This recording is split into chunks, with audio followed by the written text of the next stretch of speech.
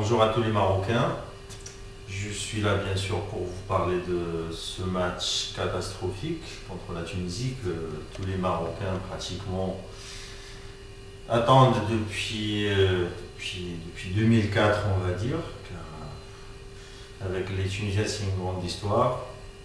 Mais là c'est encore c'est une histoire que moi personnellement ça m'a marqué car prendre un entraîneur, le payer 250 000 € quand même, et soi-disant un entraîneur professionnel. Je sais pas, moi j'ai pas compris, j'arrive pas à comprendre. Le foot c'est ça, c'est vrai, il y a toujours un gagnant et un perdant, mais disposer de autant de joueurs à l'Europe et autant de joueurs dans le championnat local et perdre contre la Tunisie, qui est un petit pays, je pense, de 10 millions de personnes, c'est vraiment lamentable. Moi, personnellement, j'arrive pas à digérer ça. Bon, la défaite, je m'y attendais, comme tous les années. C'est pas un problème. À force de perdre, on s'habitue, c'est comme partout en fait. Mais ce qui m'a marqué, c'est le professionnalisme de cet entraîneur.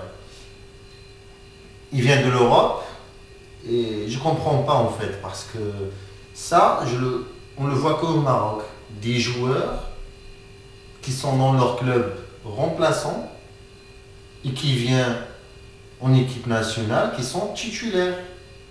Des joueurs blessés, des joueurs qui n'ont pas joué depuis 6 mois, et autres, etc. Mais quand ils viennent au Maroc, ils sont chez eux, il n'y a pas de problème, on les fait jouer. Et surtout, on les fait passer devant d'autres joueurs qui sont beaucoup plus techniques qu'eux, beaucoup plus compétitifs, peut-être, qui ne jouent pas en Europe, mais c'est des très très très bons joueurs qui sont titulaires dans leur club et qui ont montré qu'ils ont la capacité de jouer en Afrique et de faire grand chose par rapport à ceux qui sont remplaçants dans leur club européen, bien sûr. Comme le cas Bourrez qui a gagné la Coupe de la CAF l'année dernière avec Fatih Rabaté, ou bien par exemple un certain Skouma, le joueur le plus talentueux de championnat local, de qui on n'en parle jamais d'ailleurs, et autres, etc., qui peuvent représenter le Maroc. Bref, j'ai rien contre les joueurs qui jouent en Europe. C'est des Marocains comme moi, comme les autres. D'ailleurs, moi je vais en Europe. Ça ne me pose aucun problème. Mais appeler tous les joueurs qui jouent en Europe, c'est vraiment ridicule. C'est pas parce qu'un joueur il joue en Europe qu'on va le faire jouer. Sinon, la France, elle va faire jouer tous les joueurs qui sont dans le championnat français. L'Angleterre aussi, l'Italie, tout ce que vous voulez.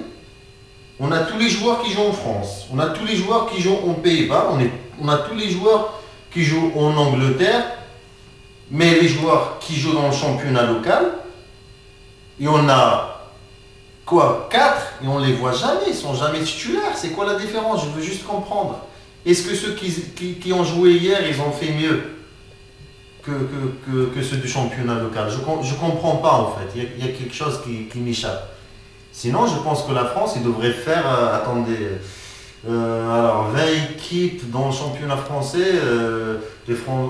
Normalement, Laurent Blanc, il doit faire jouer 440 joueurs. Il va les mettre tous en équipe nationale, comme on fait nous. Tous les joueurs qui jouent en France, ils sont en équipe nationale. Tous les joueurs, je ne comprends pas. Il y a quelque chose qui m'échappe, je veux savoir. Mais, ce qui m'a plu dans tout ça, c'est la Tunisie en fait. La Tunisie. Avec un entraîneur local et avec des joueurs locaux. Il n'y en a pas beaucoup qui jouent en Europe. Ceux qui ont marqué les buts, c'est ceux qui ont joué la Ligue des champions africaine cette année. Est-ce que les Tunisiens ils sont beaucoup plus intelligents que nous? Non, je ne pense pas que les Tunisiens ils sont plus intelligents que le peuple marocain. Mais en tout cas, ils ont fait quelque chose de très intelligent. Ils ont fait confiance à leurs enfants, les enfants du peuple, quelqu'un qui vient du pays, qui est né dans leur bled, ils lui ont fait confiance. Nous, on ramène un entraîneur qu'on paye 250 000 € pour nous mettre un coup dans le cœur de tous les Marocains qui ont regardé ce match, les Marocains qui aiment le sport et le football en général. Bref, c'est pas très grave. moi personnellement, ce que je pense qu'on devrait, que les dirigeants du pays du Maroc, de ce royaume, doivent faire confiance à leurs talents, à leurs entraîneurs marocains et pas d'autres races. Il n'y a que chez nous qui a ça. Pourquoi? On est des moutons, on doit toujours être dirigé par les Européens. C'est pas possible. Moi, je suis pas du tout d'accord. Je pense qu'on a un certain Aziz Boudrabella. Zaki, il est passé par là, il a fait des bons résultats. Bon, bref, il a eu des problèmes, tout ça, c'est pas très grave. Mais il n'y a pas que Zaki. Il y en a d'autres. Il y a pas aussi. Il y a pas mal de talents au Maroc. Je vois pas pourquoi on va payer quelqu'un 250 000 euros alors que les Marocains, le SMIC, c'est 250 euros au maximum par mois, voire 150 euros. Bref. Maintenant, la solution, à mon avis, et après, je sais pas. Après, je ne veux pas prendre la place de l'entraîneur, loin de là. Je suis pas entraîneur, je suis quelqu'un qui a joué au football, mais ça me fait mal au cœur, comme tous les Marocains qui regardent le football, qui aiment le drapeau et l'équipe nationale. Mais je pense que la gloire du football marocain, ça a été toujours fait par des joueurs locaux qui sont partis jouer en Europe. Et par la suite, on a ramené d'autres joueurs dans le championnat local. On a ramené d'autres joueurs professionnels qui jouaient en Europe pour aider ces joueurs. Et ça fait la complémentarité. La complémentarité. Bref, maintenant, je pense que nous, il y a une injustice. Guéret a fait venir des joueurs qui ne jouent pas dans leur club, il les a fait jouer titulaires. Et il a renvoyé d'autres dans le championnat local, alors peut-être qu'ils sont beaucoup plus compétents. Ils ont joué la Ligue des champions africaine, ils ont assez d'expérience dans les terres africaines. Et ils sont beaucoup plus talentueux que d'autres qui jouent en Europe.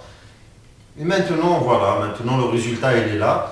Et de toute façon, moi si j'ai fait cette vidéo, c'est pour après la Coupe d'Afrique apprendre la leçon. Parce que la Coupe d'Afrique, même si on la perd, j'en ai sincèrement rien à foutre parce que cette équipe ne me représente pas. Il y en a qui se battent pour le drapeau, il y en a carrément qui vont partir, qui vont dire qu'est-ce que j'en ai à foutre de cette équipe nationale. La mentalité en Europe, je la connais. Alors voilà quoi. Moi pour moi c'est tout simplement prendre les meilleurs et jouer. Maintenant je pense pour sauver le match prochain, il faut faire ça. Il y a le Niagri, il y a le Lewi, Benassia, Boukhres, Kautari.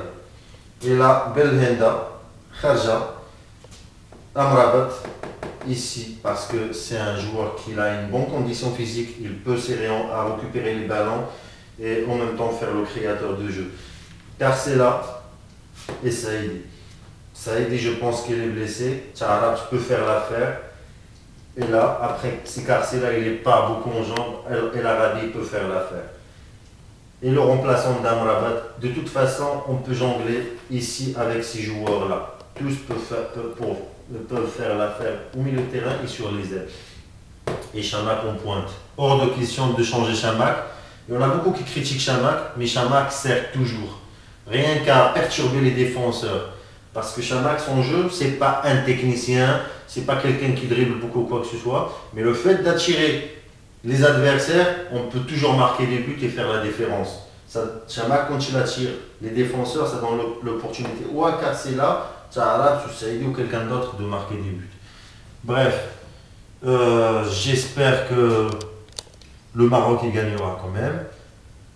Et s'il ne gagnera pas, j'espère que les années à venir vont être meilleures. On en a marre d'attendre et on en a marre de prendre des raclés à chaque fois par des... Parce que moi, quand je vois un journal d'Eurosport qui marque la gifle, ça veut dire que l'équipe nationale du Maroc a pris une gifle par l'équipe nationale de Tunisie. Moi, franchement, ça me fait pas plaisir. Ça me fait plutôt péter les plombs. Mais si ça fait plaisir à quelqu'un d'autre, on gagne de l'argent et on a le cul sur l'or, il n'y a pas de problème. Bah, si le peuple marocain ne veut pas réagir, eh bien voilà, tant pis. تصل من جديد لأيوب سكوما مولودية طيفا هناك بالجزائر العاصمة. أيوب سكوما، أيوب عنده المهارة بفضل الفرديات، الوداد قادر على التسجيل. هذه فرصة أخرى في 8 دقائق الأخيرة محمد بن رابح، ايوب سكوما، الورقه الرابحه لدوكاستيل في هذه الجوله الثانيه. احسنت فعلا يا دوكاستيل بادخالك لايوب اللي اعطى انتعاشه في الخط الامامي لنادي هناك مراد لمسن، لكن يصطدم بوائل جمعه. تبقى وداديه، هذا هو ايوب سكوما يبحث عن التسديد. يلا يا ايوب، يلا ايوب، ارفع كره لمحسن ياشور. تبقى وداديه لكن تدخل من محمد سعيد الدخول، يعني كأن المدرب سمع لما أقول. وهذه فرصة باسكال الآن، وإن التغيير كان متأخر كثيرا، يعني فضلت دخول باسكال في الربع ساعة الأخير. مراد لمسن يحط الكرة لياشور، الاستقبال والتسديدة.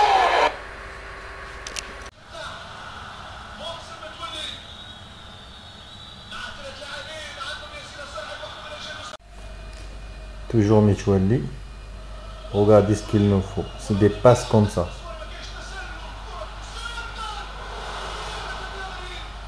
سريع ومحسن متولي بقذيفه يفتتح النتيجه لصالح فريقه. خلال الشوط الثاني بادر الوداد الفاسي للهجوم والمدافع شكلات في توب مهاجم